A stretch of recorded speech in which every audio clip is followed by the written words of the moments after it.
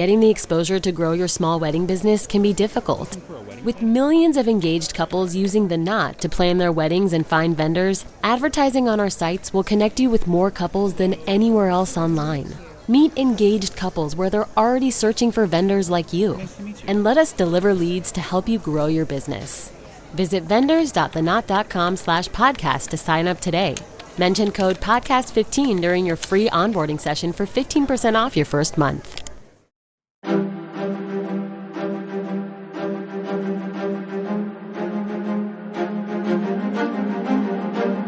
Hello, and thank you for listening to The History of World War II podcast, episode 182, Churchill and Hitler Race for Norway.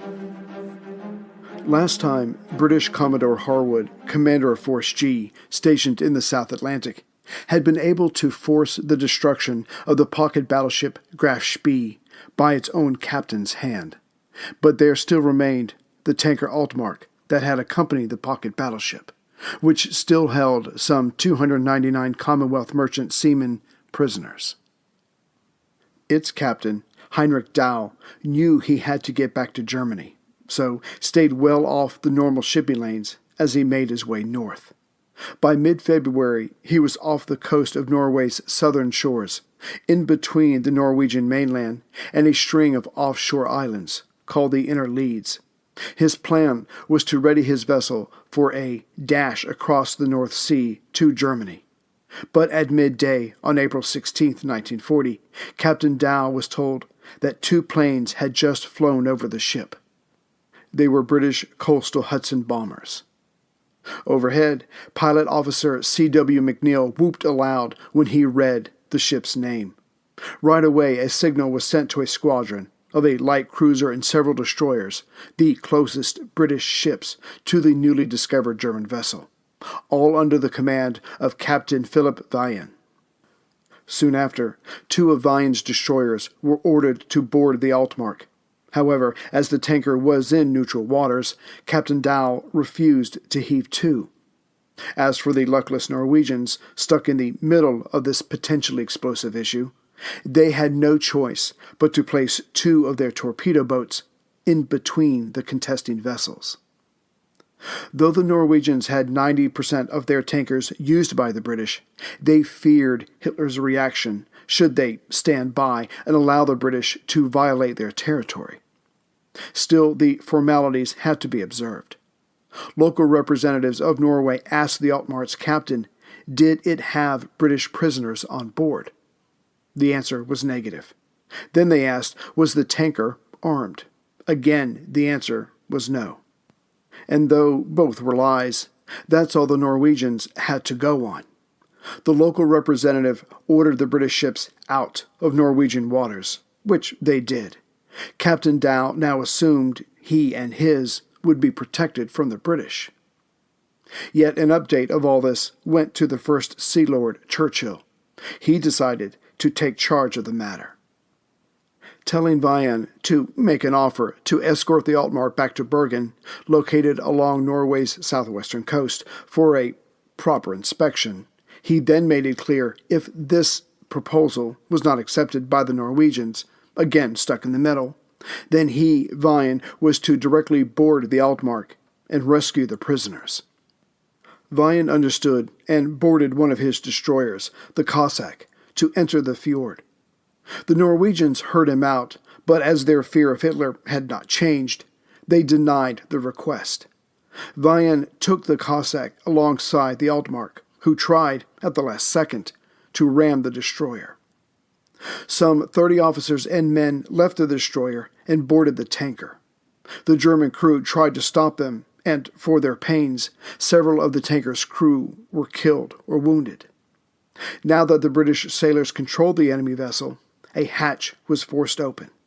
An officer yelled, "Any British down there?" "Yes, we're all British," said a voice. "Come on up then," came the reply. "Come on up then. The Navy's here." Overall, besides to the 299 rescued sailors, the Altmark fiasco did not mean much to the British besides a propaganda topic, or to the Germans to a lesser degree. But what it did do was bring Norway up on the international stage, which it could have very gladly done without.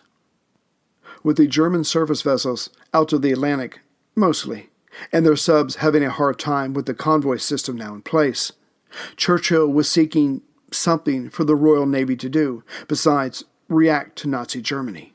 And now that his attention was on Norway, the two ideas seem to have come together. Around the same time, bringing back an idea from the Great War, Churchill wanted to put together a fleet of 3 battleships, a carrier supported by cruisers, destroyers, and subs, and head into the Baltic, just as soon as the ice became passable. Operation Catherine, as it was to be called, would see a second front opened up on the coast of northern Germany. This move, hoped by those in London and Paris, would not only cut off the Swedish iron ore coming to Germany, vital to its war industry, but might also induce the still neutral countries of Scandinavia to come to the Allied side. Going even further with their hopes, might not Soviet Russia see this as the beginning of the end of Nazi Germany, and so switch to the Allied cause, or at least stay neutral of any fighting so close to their border? However, staying more in line with reality, certainly in mid-1940, Operation Catherine would provide the German U-boats with a shooting gallery of sorts, not to mention the destruction that would rain down on British assets by German coastal guns and the Luftwaffe, being in such proximity to the enemy. But as can best be guessed, Admiral Dudley Pound, First Sea Lord, did not share Churchill's enthusiasm for such an adventure. He did not openly challenge Churchill on this potentially suicidal offensive. However, he did stall on gathering the appropriate ships, so much so that by the time spring came, the necessary parts were not in place to move forward, which brought London back to the idea of a blockade. But whenever Britain attempted this, the time of the year had to be taken into consideration. During the summer, the Swedish iron ore left the port of Luleå in northeastern Sweden, sailed down the Gulf of Bothnia, made its way to the western side of Denmark, traveling through that water called the Skagerrak. During the winter, or rather from December to April, with the Gulf of Bothnia frozen, the iron ore would instead travel west by rail across northern Norway and depart from the Norwegian port of Narvik. That port was certainly more northern than the Swedish one, but the Gulf Stream kept those waters from turning into ice. But once the ore shipments left Narvik, they stayed close to the coast, within Norway's inner leads, and thus within Norwegian waters, untouchable by British warships. Churchill's easy answer for that was to mine those waters. This would force the ships out into international waters, where they could be taken over by the British Royal Navy. But the War Cabinet was not willing to go that far yet. This went against the very spirit of Operation Catherine. The Scandinavian countries would be unlikely to join any association that violated its neutrality. Of course, affecting the British thinking of Norway's future was Stalin's invasion of Finland the previous November. The Soviet leader, never really trusting Hitler's non-aggression pact, asked Finland to cede some of its territory near Leningrad to increase its defensive capabilities. When Helsinki replied in the negative, not trusting Stalin any more than he trusted Hitler, the Soviet Union responded with an overwhelming attack of its own. However, with Stalin's paranoid purges of his officer corps, the Russians did not have the leadership in the field, despite their overwhelming armaments, to crush the resistors. Soon the Russian advance slowed to a halt, the attackers suffering many more casualties than the Finns. But then came one of those surreal twists that only war can bring. As Churchill wanted Catherine to move forward, and the French, cognizant that war could be at their doorstep in a very real way soon enough, both sides agreed to fight a country they were not at war with, Russia, instead of focusing on their clear-cut enemy, Germany. So Operation Catherine would go forward in a modified form.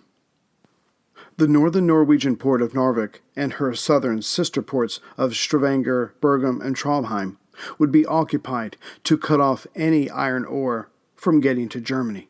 But also, those port cities would be used as way stations to send troops to help the Finns against the Soviets. Oh, and the Swedish port of Luleå would be occupied as well, on their way to helping Finland. So the two neutral countries would be invaded, so that a third, Soviet Russia, could be attacked. Of course, all this assumed the Norwegians and Swedes would be okay with this, at the very least not fighting back to any significant degree. One last note, which, like the reaction of the countries invaded, was the reaction of Hitler. Was he to just let the vital iron ore be taken from his war industry? And once Norway and Sweden had Allied troops on it, did that open it up for German troops to land? And what about the nearly defenseless country in between these main players, Denmark? Yet Operation Catherine came to nothing, as Stalin, being humiliated, amassed his troops and sent them swarming into Finland. By mid-March, a peace treaty was signed by both countries, the aggressor and their victim. But Churchill wasn't done with the idea of strangling the war industry of Germany. The First Sea Lord fell back on the idea of mining the approaches to Narvik and to Stadlandet in the south. This the British cabinet agreed to on March 28th. But having been ineffectual in helping Finland, the cabinet went one step further. Besides Operation Wilfred, the aforesaid mining of northern and southern Norway, there would also be the outright occupation of Narvik and other major ports, if the Germans tried to invade Norway, in response to the mining of the Norwegian waters. This operation was entitled R4. In short, if Germany tried to annex parts of Norway, Britain would do it first, in order to stop Germany from doing it. The race for Norway was now in motion, each side readying to invade, just in case the other side had similar thoughts. Of course, the British were concerned with the look of the thing from a legal point of view, so it was decided that Plan R4 would begin but not be executed right away. The invasion troops were loaded onto 4 cruisers and 2 passenger liners and stationed at Rosyth, but there they would stay, unless the British should discover the Germans moving toward Norway. To make the Germans' attempt more challenging and to buy themselves time to launch their invasion, mines were to be laid. Operation Wilfred would start on April 5th. But because of several administrative reasons, the mining only started some 2 days later. By the time it was done, on the morning of April 8th, the Germans had already slipped in. It was Admiral Raeder who first brought the question of Norway, the Swedish iron ore, and Britain's intentions on both to Hitler's attention. There were many in the German Navy that considered during the Great War it had been a mistake for Germany not to take Norway. Had they done so, the British Navy might not have been able to contain the German Navy. This, combined with the intelligence given to Hitler back in early October of 1939, saying that the British intended to occupy Norway, put the unfortunate country front and center of not only Hitler, but Churchill as well. It was the German Navy that did not want to see a repeat of the Allied move of mining the waters from Norway to the Orkneys, an idea brought forth by the then U.S. Assistant Secretary of the Navy, Franklin D. Roosevelt, thus cutting off the Germans from the Atlantic. What's more, the British might perhaps be even more aggressive this time and occupy southern Norway, which would cut off the German Navy from even the North Sea. Something had to give. But as of late 1939, Hitler did not want to go through the headache of invading Norway. Still, it was only prudent to have his staff work on plans for invading the northern country, should it come to that. However, merely 2 months later, much had changed, and Raeder went back to Hitler. Having met with one Vidkun Quisling, an ex-Norwegian army officer, and now the chief of the National Party, a knockoff of Germany's Nazi Party, Quisling had convinced Raeder that with help from Germany, it would be easy enough to stage a coup in Oslo. Then, as the legitimate leader of the country, Quisling could ask Germany for help and insist that the British respect Norwegian waters. Quisling then met with Hitler, who was also impressed. So De Fuhrer ordered 2 plans to be put together. The first was mostly political. Quisling and his fifth columnists would seize control and call on Germany. The second was mostly military, a straightforward invasion of the country. The latter was dubbed Exercise Weser. However, the incident with the raided Altmark showed Hitler that not only were German ships in Norwegian waters not any safer than in international waters, but that the Norwegians themselves, under their current government, would do nothing to stop the British. Hitler thus set it down that the country was to be invaded and ordered the detailed planning to commence on March 1st, 1940. With this so decided, in the grand scheme of things, it was also decided to occupy Denmark as well. The Danes had little in the way of an army, so incorporating its occupation was not expected to bring about any surprises. The man placed in charge was General Nicholas von Falkenhorst. As for which troops he would use, Hitler placed before him the 6 divisions earmarked for the upcoming invasion of France. As such, speed and daring were the orders of the day. Simply, the Germans had to get there first, before the British, but also had to be ready to repel not only the British Navy, but any French forces that might be launched at the fatherland. Obviously, the German troops' greatest exposure to danger was when they would be crossing over to Norway in their various ships. As such, to increase the chances that enough of them reached their destination, 6 groups of vessels would be employed. Per Hitler's orders, Exercise Weser called for the ships to depart during darkness so the troops could begin their assault at 5:15 a.m. local time on April 9th. The battlecruisers Schornhorst and Gneisenau would escort 10 destroyers that would deposit 2,000 Alpine troops at Narvik to the north. But to confuse the watchful British, the 2 larger ships would then sail north, hopefully taking Churchill's attention with them. Meanwhile, the heavy cruiser Admiral Raeder, escorting 4 destroyers, carrying 1,700 men, would make for Trondheim, just below the center section of the coastline. The light cruisers Kolm and Königsberg, along with the gunnery training ship Brimsa, would take 1,900 men to Bergen in the south.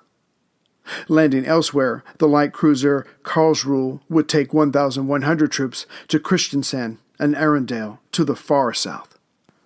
As for the capital, Oslo, that was to be overrun by 2,000 troops, taken over by the heavy cruiser Blücher, the pocket battleship Lützow, and 3 torpedo boats. Additional forces would be sent to silence communication centers, as well as land in parts of Denmark.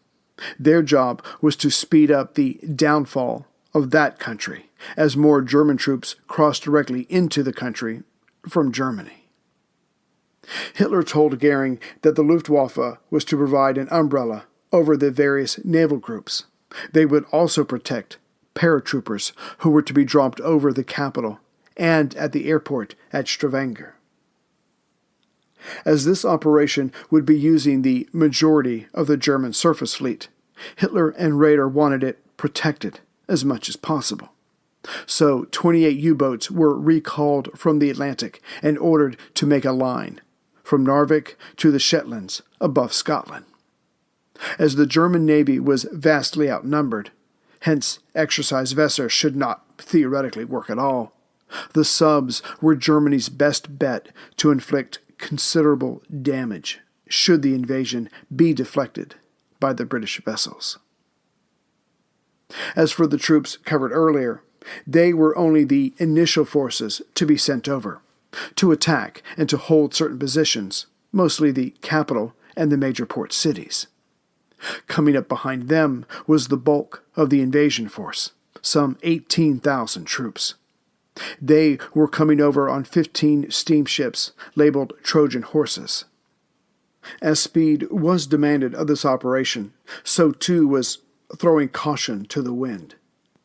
The bulk of the German army would depart before the warships, but singularly, as to, hopefully, not attract attention. The Germans were either going to have the element of surprise, and if they did, Raeder told Hitler all would go well, or they would not, and thousands of men would be sent to the bottom of the North Sea. The tanker and supply ships set out on April 3rd. The British mining of the Norwegian coastline was to begin on April 5th, but as we have seen, it would be delayed until April 8th. Right away, intelligence reports were sent to London of the increased sea activity to the north of Germany. True, the ships spotted, hoisted neutral flags, but it was still worrisome. Early on April 7th, Admiral Sir Charles Forbes, Commander-in-Chief of the Home Fleet, was told it was best to ignore these reports. They all could probably be attributed to war nerves. But by that evening, Forbes decided to ignore the institutional thinking of the Admiralty that Germany wouldn't try anything in the face of superior British might in the North Sea, and took the battleships Rodney, Valiant, and the battlecruiser Repulse to sea. But instead of heading towards Norway, Forbes went to the northeast. His thinking was that the Scharnhorst and Gneisenau were making for the Atlantic. Raeder's ruse had worked. For this honest and understandable mistake, Admiral Sir Charles Forbes would be labeled Wrong Way Forbes afterward. On April 7th, Vice Admiral Gunther Lütjens, using the Gneisenau as his flagship, led the Scharnhorst, Hipper, and several destroyers towards Narvik and Trondheim. The troops they carried were from the Tyrol and Styria mountain regions. Being aboard a ship was something of a novelty for the men. But that changed when the waters grew rough, the waves becoming the size of small mountains. Their inexperience led to 10 of them falling overboard. But the greatest surprise came the next morning, April 8th, when 2 of the German destroyers spotted and were spotted by the British destroyer Glowworm, commanded by Lieutenant Commander Roop. Roop's vessel had been a part of Renown's escort, as mines were to be laid, but the Glowworm lost one of its own men overboard and went searching. Amazingly, the lost man was found amidst the storm, but now the Glowworm had become separated from the group. As radar had not yet been placed on British destroyers, and radio silence had to be maintained, Lieutenant Commander Roop could only grope around in the squall around him. Though the Glowworm was outnumbered and outgunned, the German vessels were larger and had larger guns, Roop let loose a salvo upon spotting the enemy, the first shot of this unexpected battle for Norway. Not unexpectedly, this battle was mostly of misses, as the winds and high waves went unabated. Then the cruiser Admiral Hipper arrived. Roop stopped directing fire immediately and got on the radio to announce the presence of a large German naval force. Then Hipper's 8-inch shells started coming at the Glowworm. Roop broke off, fired a few torpedoes for distraction, and then laid smoke. As Hipper easily outmatched the Glowworm, the cruiser charged directly into the smoke, unafraid. But that was when she saw the British vessel coming right at her at 38 knots. Roop's badly damaged vessel, some of Hipper's shells had landed true, made contact with a German vessel on her starboard bow. As the British ship scraped down its side, the Hipper lost 130 feet of armored belt.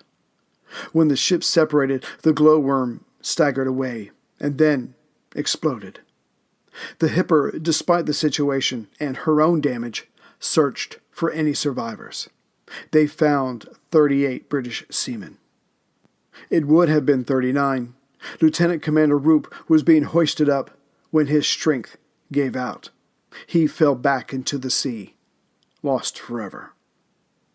Roop would be awarded the Victoria Cross, the first seaman to so be awarded during World War II. As for the Hipper, her internals were unharmed, so she continued on her way to Trondheim. However, because of the now lost Roop, the British Admiralty knew the Germans were making for Norway.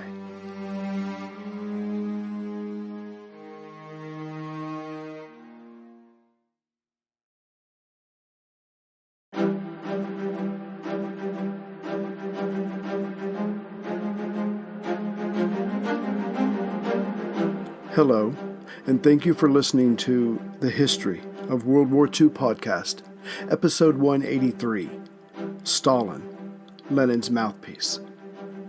Last time, the Bolsheviks, through political chicanery, claimed the power of the state.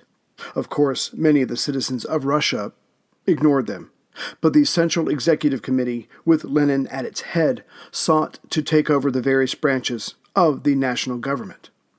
While the commissars were busy attempting to be taken seriously, and, as we have seen, having some trouble with that, Lenin had already moved on to the next phase of his larger goal, the establishment of the Bolshevik Dictatorship.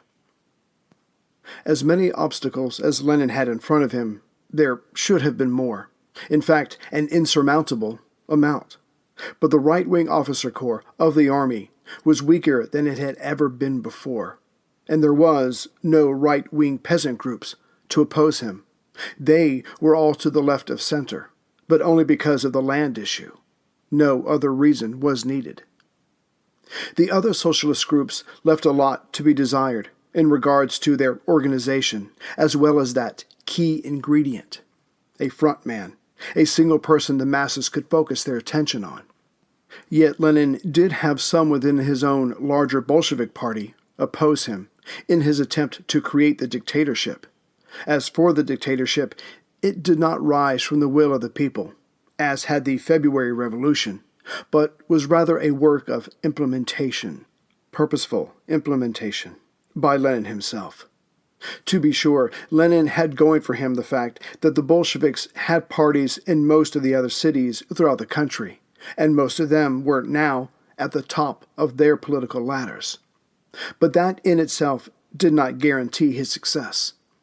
To further hamstring the Bolshevik government, and this must never be forgotten, as Lenin's party reached out further to secure itself, they were not bringing organized nor effective government with them. Their increase in momentum directly led to more chaos, less getting done for the people, which was okay with Lenin, desired, in fact. He could point to that very chaos and offer it up as an excuse for his extremism. The question remains, how did Lenin's party survive the same issues that brought down the Tsar and the provisional government? Food supply problems still existed, were in fact getting worse. The streets were thick with armed men. Yes, many of them worked for the Bolsheviks, but that's not a government.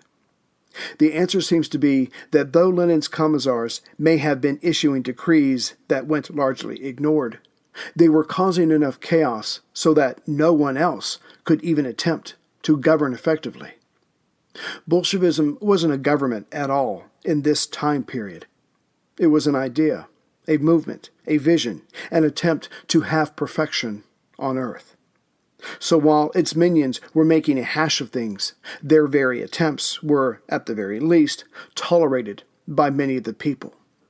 And of course, there was Lenin, with Stalin by his side. Neither one was ever willing to give up on their ideas or their own self-interests.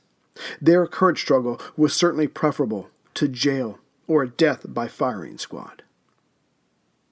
As Lenin was drawing on the writings of Karl Marx, Marx had been influenced by the Paris Commune, a political entity that rose after the fall of Napoleon III and ruled Paris but only for 72 days. Taking advantage of the French government's fall, the Commune organized elections, when they should have been organizing an army or taking hold of the National Bank. As it was, they did neither of these things, wherein the French army later defeated the Dreamers.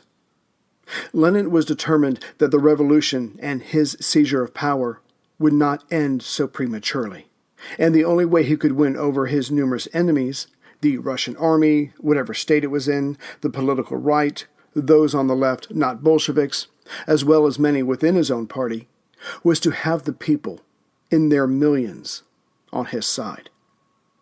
In April of 1918, Lenin wrote for the masses, "All citizens must take part in the work of the courts and in the government of the country. It is important for us to draw literally all working people into the government of the state. It is a task of tremendous difficulty, but socialism cannot be implemented by a minority, by a party." In truth, Lenin was right to feel constantly threatened, and during his very seizing of power, another enemy had been added to the list.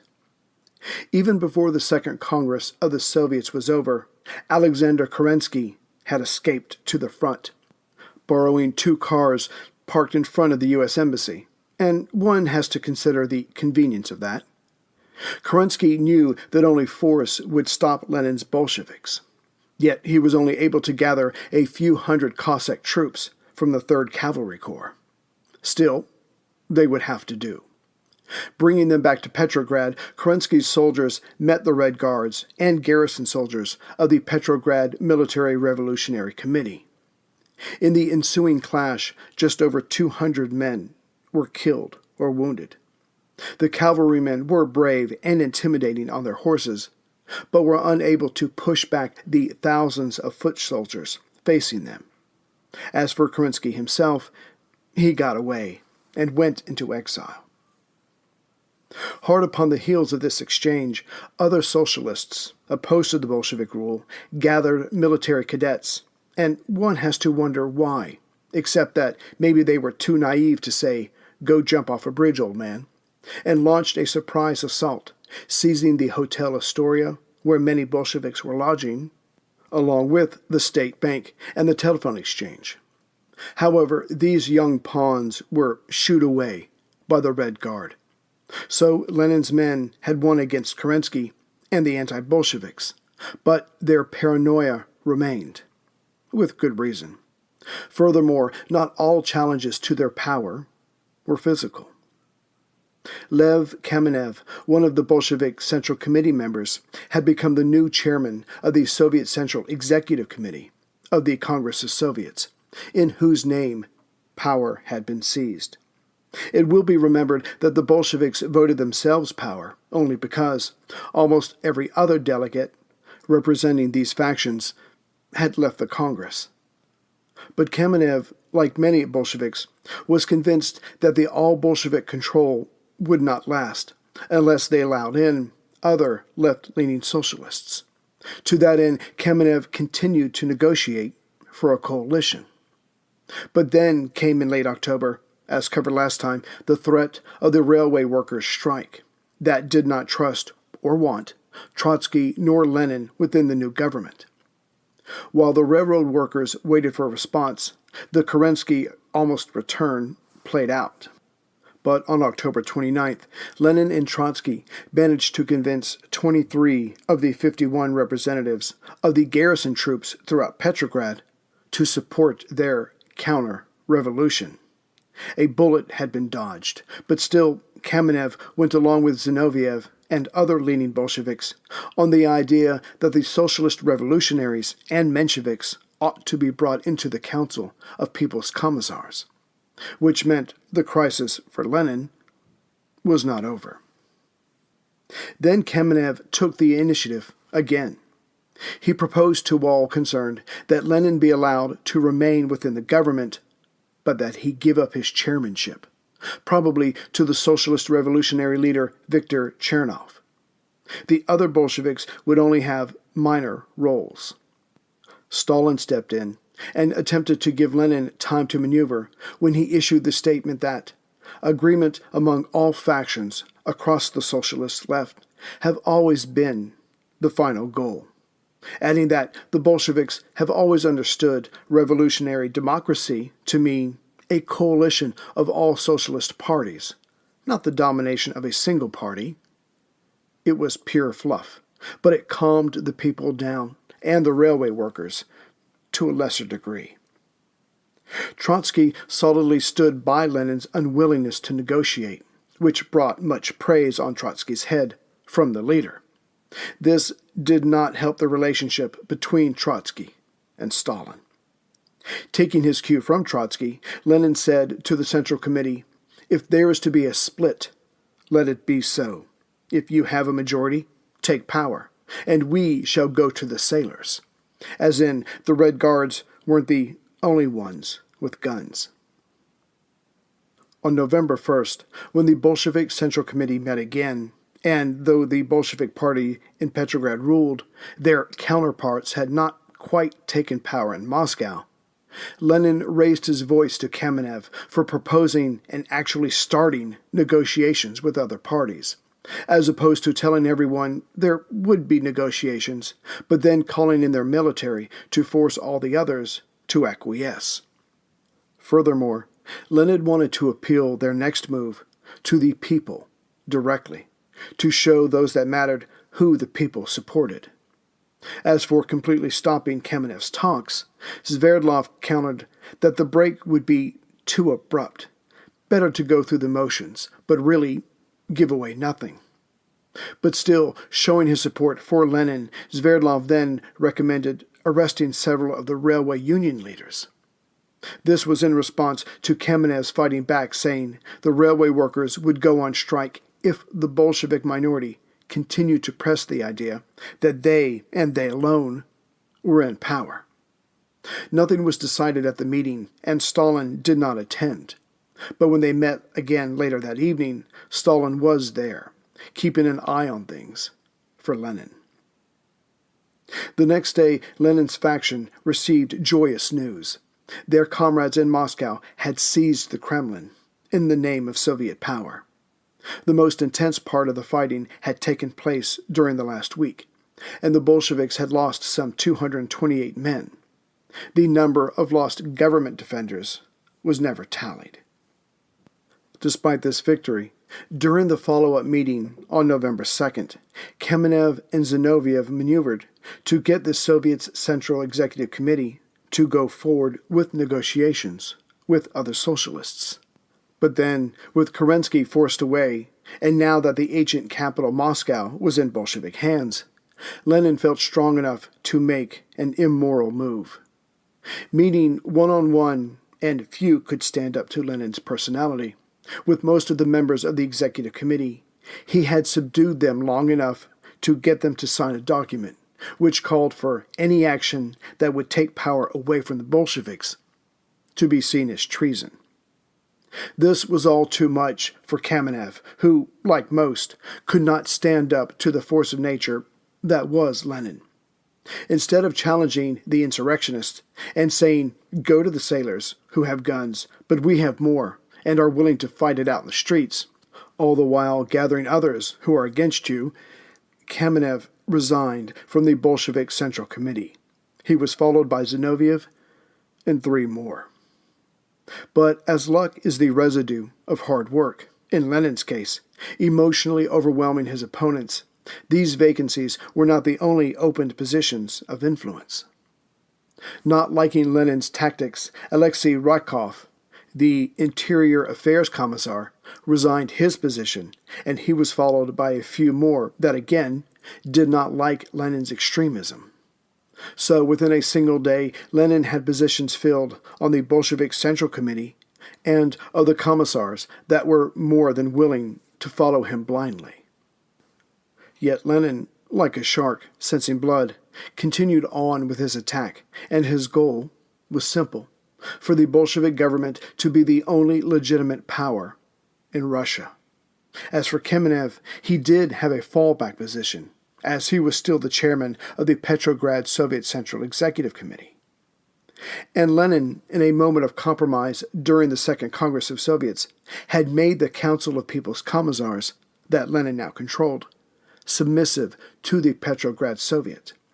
This clearly had to change, now that Lenin could use the commissars as he wished.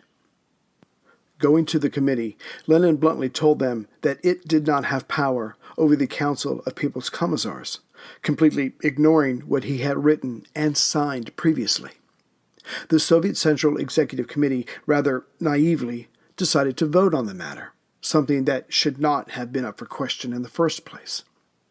But right before the vote was taken, Lenin insisted that he, Stalin, Trotsky, and one last commissar be allowed to vote. Again, this should not have even been considered, but it was. And when the four of them voted, with a few moderate Bolsheviks abstaining, Lenin's motion passed 29 to 23. From now on, the Bolshevik government was answerable to no one. But Lenin wasn't done just yet. With Kamenev out as the Soviet Central Executive Committee chairman, Lenin maneuvered to have Sverdlov replace him. Kamenev, Zinoviev, and Rykov would plead to come back under Lenin's sway in the future, and Lenin would acquiesce to this, but he would do so grudgingly, making sure these men had learned their place. Sverdlov was now the secretary of the Bolshevik Party and the chairman of the Soviet Central Executive Committee, and he would use the latter position to align it with the Bolshevik Party.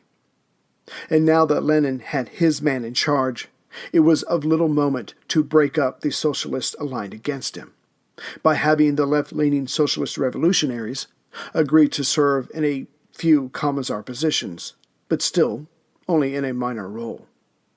Now Lenin could say, or lie rather, that he was leading a coalition government. This would be loudly touted by Stalin's newspapers. With the socialist revolutionaries on his side, the united front against Lenin, centered on the railway workers, fell apart. Moreover, as the socialist revolutionaries focused mainly on agrarian reforms, Lenin could now espouse that his government not only sought to help the luckless within the cities, but also wanted to give land to those of more rural settings. It made for great propaganda. With this immediate threat silenced, Lenin then went to war against the newspapers of the right, of the bourgeoisie, and those of the left that did not agree with him. Soon enough, his voice was the loudest of the land, mostly from a lack of competition. However, Lenin did promise to relax his attacks when things were more normal. But as far as Russia, the country, was concerned, its very geography was affected by the last year of political maneuverings. Between November 1917 and the first month of 1918, several border areas broke away. Finland, Estonia, Latvia, Lithuania, Poland, Ukraine, Georgia, and others. They declared themselves national republics. Only now did Stalin's portfolio as nationalities commissar come to the fore. Yet all he could manage was to formally negotiate the various republics' withdrawal. However, one sticking point, to have future ramifications, was the departure of Finland. Stalin worked with that country's representative on the issue of its border near Petrograd, but try as he might, Stalin could not get Finland to move their line further to the north, to increase the defensive area of the capital. Stalin would remember this rebuff. Back to the day-to-day running of this reduced Russia, Lenin let his commissars know that money was needed desperately to grease the wheels of administration. Vyacheslav Mezhinsky, one of Lenin's revolutionaries, took the shortest route possible to relieve this problem by robbing the state bank. Before the day was out, some 5 million rubles were atop Lenin's desk. Other Bolshevik officials followed suit. This led many citizens to attempt to withdraw their holdings from the banks, but few were allowed to. In fact, most items were already gone. By December 1917, stock dividends were no longer being paid, Lenin, as the new leader, reneged on just over 100 million rubles worth of debt, domestic and foreign. In reaction to this, the ruble was taken out of European markets. Russia was no longer allowed to access international financing. The entire financial system of the country came to a stop. As for the peasants who had little dealing with their country's financial system, they continued to grab land from the gentry and to form communes, as solidarity increased their chances of simple survival. The food situation was no better than the economic or land, and the Bolsheviks did not have a police force. Lawlessness dominated the landscape. A new commissar had to be appointed just to deal with the vast amount of stolen alcohol. In reaction to this breakdown of everyday society, the commissars, on December 7th, established the temporary All-Russia Extraordinary Commission for Combating Counter-Revolution and Sabotage. Its acronym was Cheka. But what Cheka really did was go after those who worked for various ministries but refused to show up for work, as well as the telephone workers, school teachers, even pharmacists. The fact that they were all probably too afraid to go to work was not factored in. The Cheka fanned out looking for nonconformists, labeled a counter-revolutionary. They were thrown in jail, all their worldly goods were confiscated.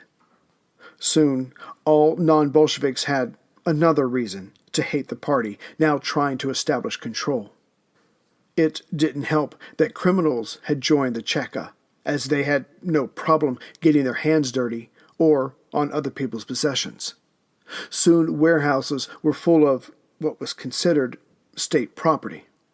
Those that fled out of fear were considered guilty as well of something, and their goods were seized. Lenin fought the backlash with the saying, "We loot the looters." But the majority of what was taken did not come from the well-off. It came from the commoners. As such, with everyday life even now more destabilized, the people used to the hard knocks of life decided to fight back. The Smolny was bombed several times. Even Lenin's car was shot up. Fortunately, he was elsewhere. Though the Lenin-led Bolsheviks would never admit it, they had bitten off more than they can chew. They were attacking the very people that Lenin declared was the Bolsheviks' trump card. If they had the people on their side, the new government could overcome all opposition. But now, they were losing their base through terror and common theft.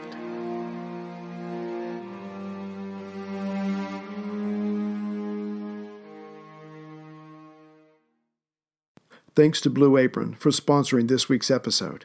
Don't forget to use the code WORLDWAR to get your first 3 meals free. Take care, everyone.